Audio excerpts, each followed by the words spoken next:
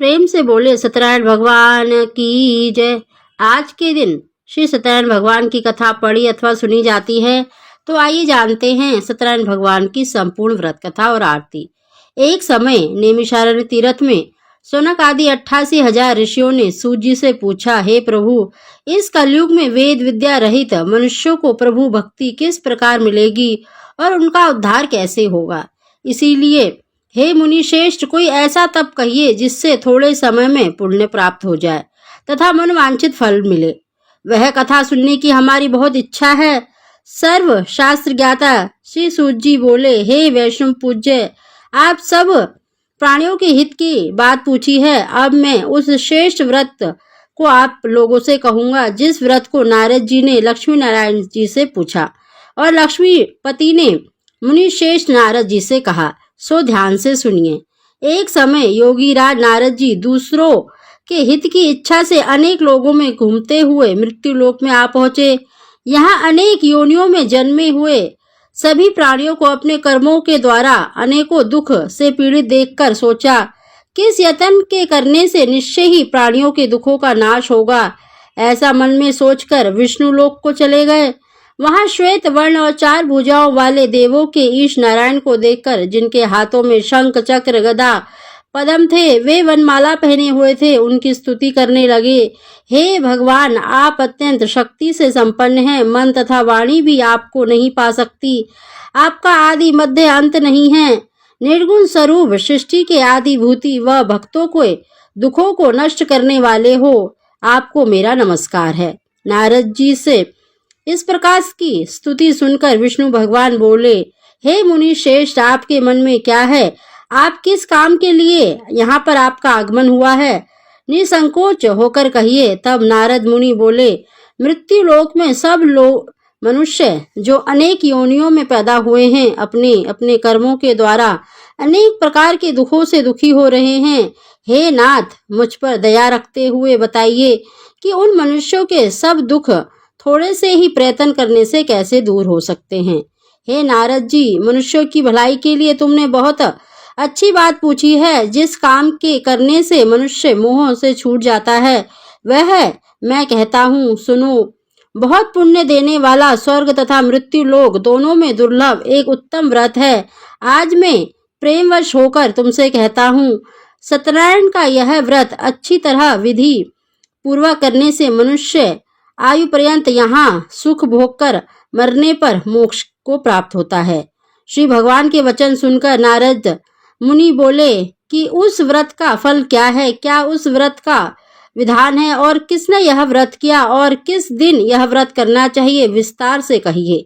भगवान श्री विष्णु बोले, दुख शोक आदि को दूर करने वाला, धन धान्य को बढ़ाने वाला, सौभाग्य तथा संतान को देने वाला यह व्रत सब स्थानों पर विजय करने वाला है। भक्ति और श्रद्धा के साथ किसी भी दिन मनुष्य श्री सत्यनारायण की कथा शाम के समय ब्राह्मणों बंधुओं के साथ धर्मपरायण होकर पूजा करे।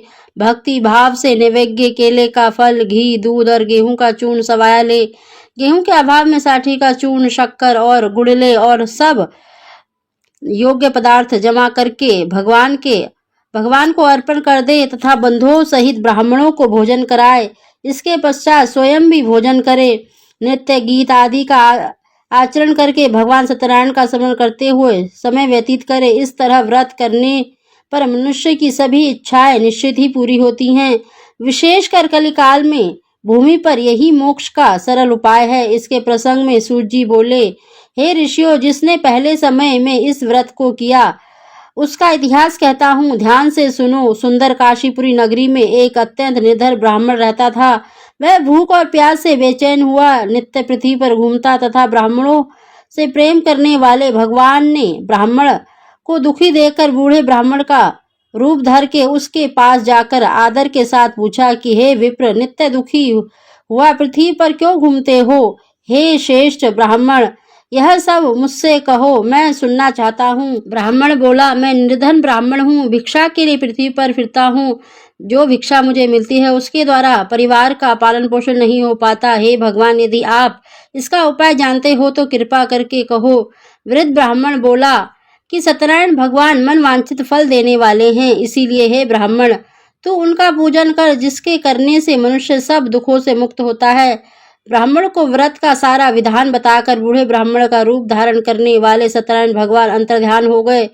जिस व्रत को वृद्ध ब्राह्मण ने बताया मैं उसको करूंगा, यह निश्चय करने पर उसे रात में नींद भी नहीं आई। वह सवेरे उठकर सत्यनारायण के व्रत का निश्चय करके भिक्षा के लिए चला गया। उस दिन उसको भिक्षा में बहुत धन मिला, जिससे बंधु बांधवों के साथ उसने सत्यनारायण जी का व्रत किया। इसके करने से वह ब्राह्मण सब दुखों से छूटकर अनेक प्रकार की संपत्तियों से युक्त हो गया।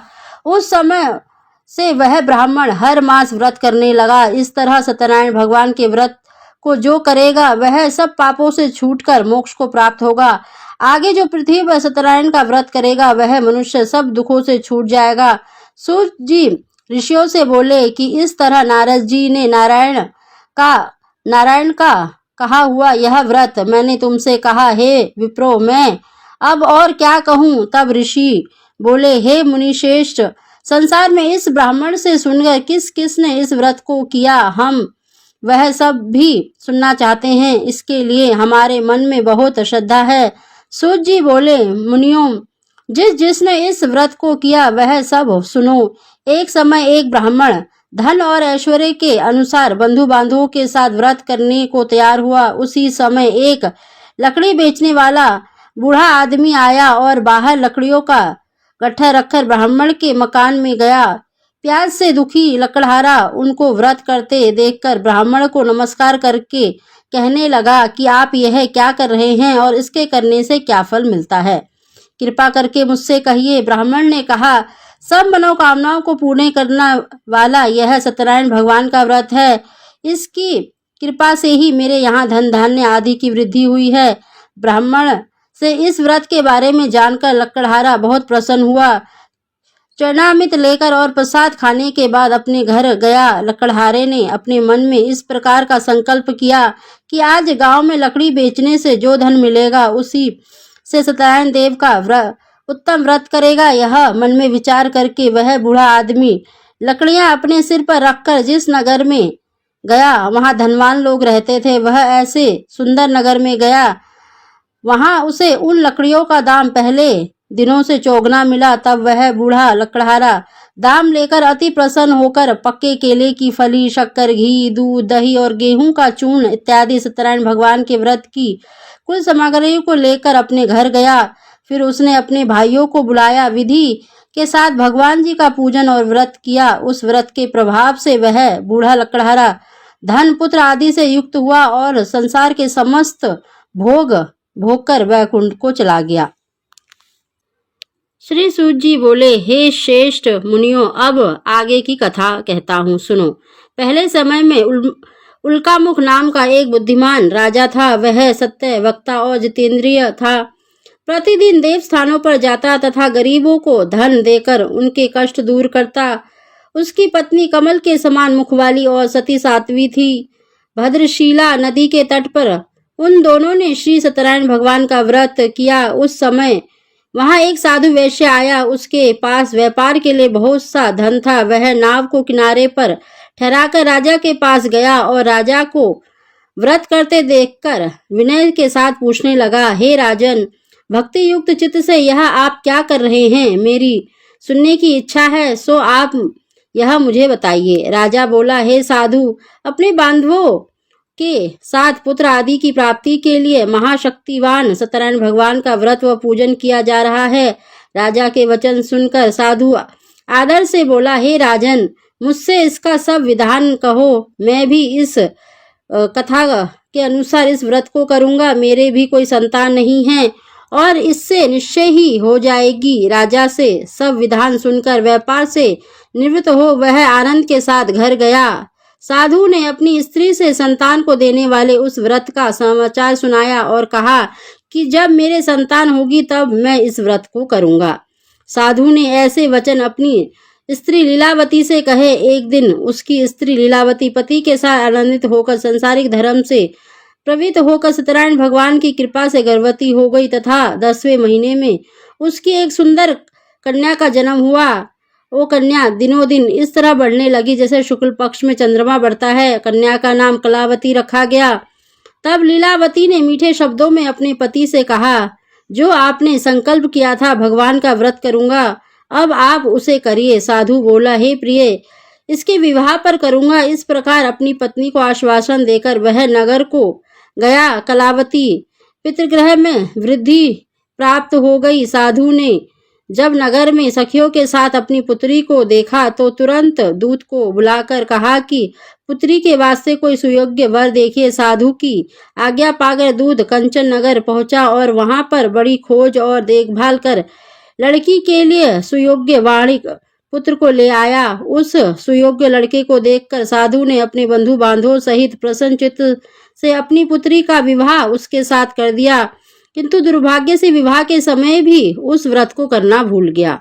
तब श्री भगवान क्रोधित हो गए और श्राप दे दिया कि तुम्हें महान दुख की प्राप्ति होगी। अपने कार्य में कुशल साधु बनिया जमाता सहित समुद्र स्थित रतनपुर नगर में गया और वह दोनों ससुर जमाई चंद्रकेतु राजा के उस नगर में व्यापार करने लगे। एक रोज भगवान सत्यनारायण की माया से प्रेरित कोई चोर राजा का धन चुराकर भागा जा रहा था, किंतु राजा के दूतों को आता देखकर चोर ने घबराकर भागते हुए राजा के धन को वहीं छुपा दिया था जहां वह ससुर जमाई ठहरे हुए थे।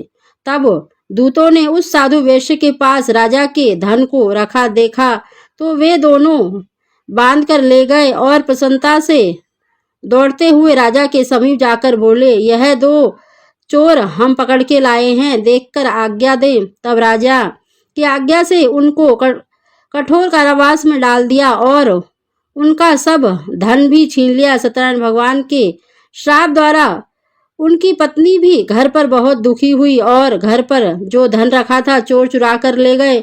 शारीरिक व मानसिक पीड़ा तथा भूख प्यास से अति दुखित होकर अन्न की चिंता में कलावती एक ब्राह्मण के घर गई। वहां उसने सत्यनारायण भगवान का व्रत होते देखा, फिर कथा सुनी तथा प्रसाद ग्रहण करके रात को घर आई। माता ने कलावती से कहा, हे पुत्री, अब तक कहाँ रही? वह तेरे मन में क्या है? कलावती बोली, हे माता, मैंने एक ब्राह्मण के घर श्री सत्यनारायण भगवान का व्रत देखा है। कन्या के वचन सुनकर लीलावती भगवान के पूजन की तैयारी करने लगी। लीलावती ने परिवार और बंधुओं सहित श्री सत्यनारायण भगवान का पूजन किया और वर मांगा कि मेरे पति और दामाद शीघ्र आ जाएं। साथ ही प्रार्थना की कि हम सब के अपराध क्षमा करें। सत्यनारायण भगवान इस व्रत से संतुष्ट हो गए और राजा चंद्रकेतु को स्वप्न में दर्शन देकर कहा, हे राजन, दोनों वैश्यों को प्रातः ही छोड़ दो और सब धन जो तुमने ग्रहण किया है वह दे दो, नहीं तो मैं तेरा धन, राज्य, पुत्र आदि सब नष्ट कर दूंगा।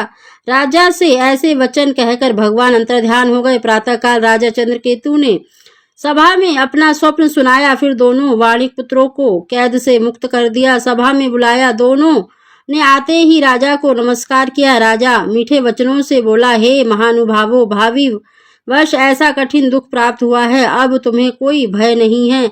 ऐसा कहकर राजा ने उनको नए नए वस्त्र आभूषण पहनाए तथा उनका जितना धन लिया था उससे दुगना धन देकर आदर सहित विदा कर दिया। दोनों वैश्य अपने घर को चले गए। सूत जी बोले, वैश्य ने मंगलाचार करके यात्रा आरंभ की और अपने नगर को चला।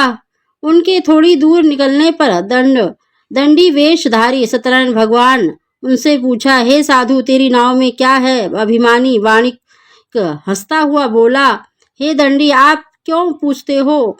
क्या तुम्हें धन लेने की इच्छा है? मेरी नाव में तो बेलपत्र भरे हैं। वैश्य का कठोर वचन सुनकर भगवान ने कहा, तुम्हारा वचन सत्य हो। दंडी ऐसा कहकर वहां से दूर चले गए और कुछ दूर जाकर समुद्र के किनारे बैठ गए। दंडी ने जाने पर वैश्य ने नित्य क्रिया करने के बाद नाव को ऊंची उठी देखकर अचंभा किया और नाव में बेलपत्र आदि देखकर मूर्छित होकर जमीन पर गिर पड़ा। फिर मूर्छा खुलने पर अत्यंत शोक प्रकट करने लगा। तब उसका दामाद बोला कि आप शोक ना करें, यह दंडी का श्राप है, अतः उनकी शरण में चलना चाहिए, तभी हमारी मनोकामना पूरी होगी। दामाद के ऐसे वचन सुनकर वह दंडी के पास पहुंचा और अत्यंत भक्तिभाव से नमस्कार करके बोला, मैंने जो आपसे असत्य वचन कहे थे उनको क्षमा करिए। ऐसा कहकर महान शोकातुर होकर रोने लगा। तब दंडी भगवान बोले, वाणिक पुत्र, मेरी आज्ञा से तू बार बार तुम्हें दुख प्राप्त हुआ है, तू मेरी पूजा से विमुख हुआ है। साधु बोला, हे भगवान, आपकी माया से तो मोहित ब्रह्मा आदि भी आपके रूप को नहीं जान पाते, तब मैं अज्ञानी कैसे जान सकता हूँ। आप प्रसन्न होइए, मैं सामर्थ्य के अनुसार आपकी पूजा करूंगा। मेरी रक्षा करो और पहले के समान नौका में धन भर दो। उसके भक्ति युक्त वचन सुनकर भगवान प्रसन्न होकर उसकी इच्छा अनुसार वर देकर अंतर्ध्यान हो गए। तब उन्होंने नाव पर आकर देखा कि नाव धन से परिपूर्ण है। फिर भी वह भगवान सत्यनारायण का पूजन कर साथियों के सहित अपने नगर को चला। अब अपने नगर के निकट पहुंचा, तब दूत को घर भेजा। दूत ने साधु के घर जाकर उसकी स्त्री को नमस्कार करके कहा कि साधु अपने दामाद सहित इस नगर के समीप आ गए हैं। ऐसा वचन सुनकर साधु की स्त्री ने बड़े हर्ष के साथ सत्यदेव का पूजन कर पुत्री से कहा, मैं अपने पति के दर्शन को जाती हूँ, तू कार्य पूर्ण करके शीघ्र आना। माता के ऐसे वचन सुनकर कलावती प्रसाद को छोड़कर पति के पास गई। प्रसाद की अवज्ञा के कारण सत्यनारायण भगवान रुष्ट हो गए। उसके पति को नाव सहित पानी में डुबो दिया।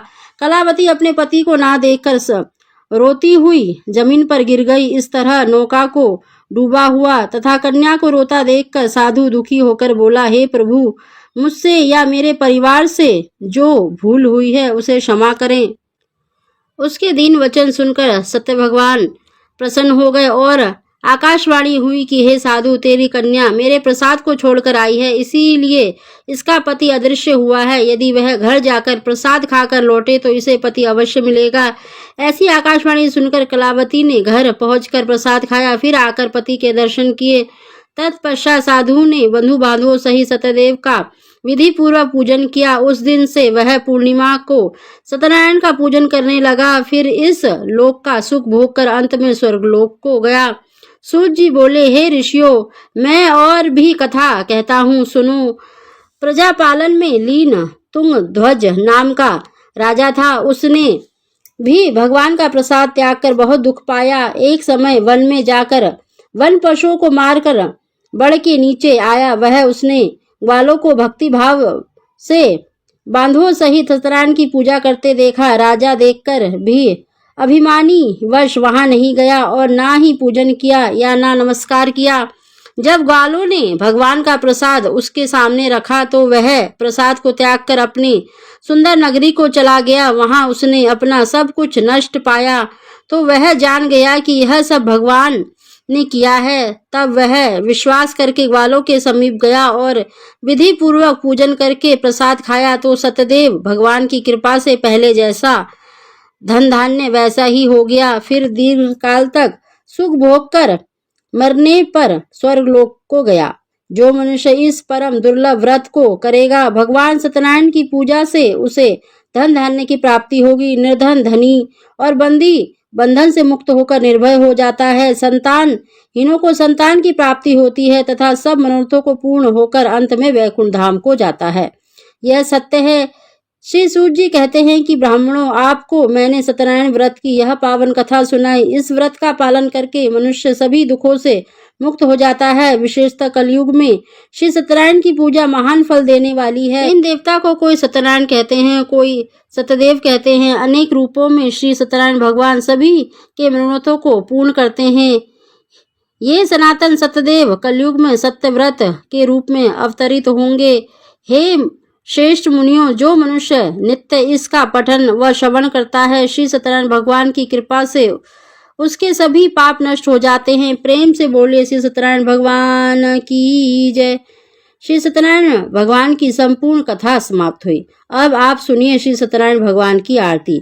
जय लक्ष्मी रमणा स्वामी, जय लक्ष्मी रमणा, सत्यनारायण स्वामी, सत्यनारायण स्वामी, जनपातक हरणा, ओम जय लक्ष्मी रमणा।